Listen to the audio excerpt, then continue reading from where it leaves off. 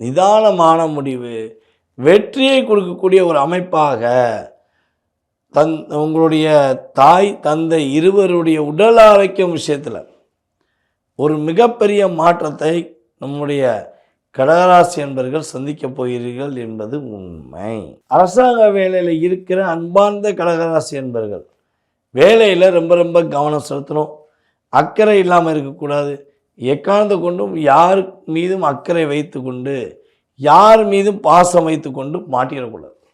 மாட்டிக்கிட்டிங்கன்னா 108 நாட்கள் உங்களை பிடிச்சி அந்த இயக்கத்திலேருந்து வெளியே கொண்டு வர்றது ரொம்ப கஷ்டமாக போயிடும். ஓகேவா? அப்போ நீங்கள் என்ன பண்ணணும்?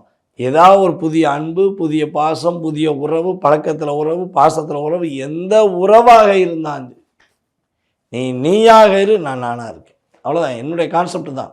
நான் இப்படி தான் இருக்க போகிறேன். நீ என்ன பண்ண போகிற? நான் உனக்காண்டி இறங்கி வர முடியாதுன்னே சொல்லுங்கள். தப்பு கிடையாதுங்க. உங்களை கஷ்டப்படுத்த போகிற உறவு உங்களுக்கு எதுக்கு?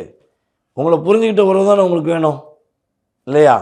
கடகராசி என்பவர்களை புரிந்து கொண்ட உறவு தான் பொக்கிஷம், மிகப்பெரிய பொக்கிஷம். அதாவது அவர்களுக்கு வாழ்க்கையில் ஒரு மிகப்பெரிய மாற்றம் வருதோ இல்லையோ, கடகராசி என்பவர்களுடைய அன்பை ஏற்றுக்கொண்டு பல பேர்களுடைய வாழ்க்கை சிறப்பாக இருந்திருக்கும்.